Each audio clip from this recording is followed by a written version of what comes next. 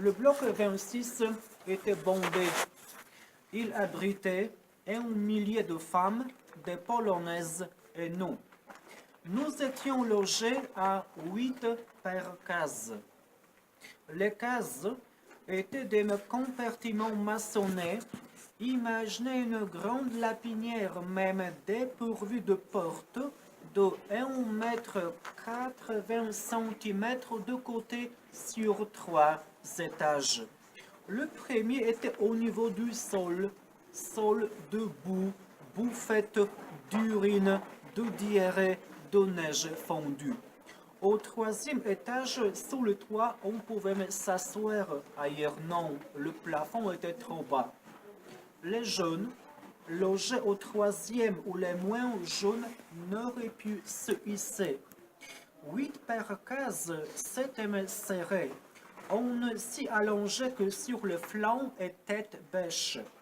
Marie-Claude est allée voir Stenia, la chef du bloc, et lui a remontré que nous étions trop serrés. Dans quelques jours, ça ira mieux.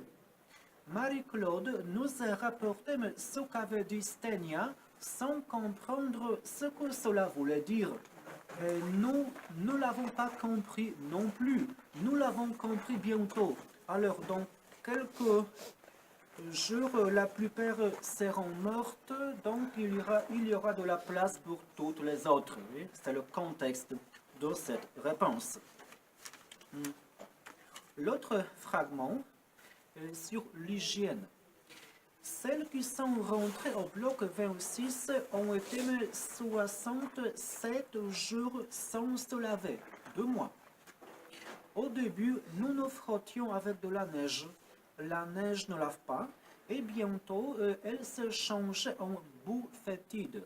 En peu de temps, nous avons eu le corps couvert de poux, des poux blancs, gras, mous.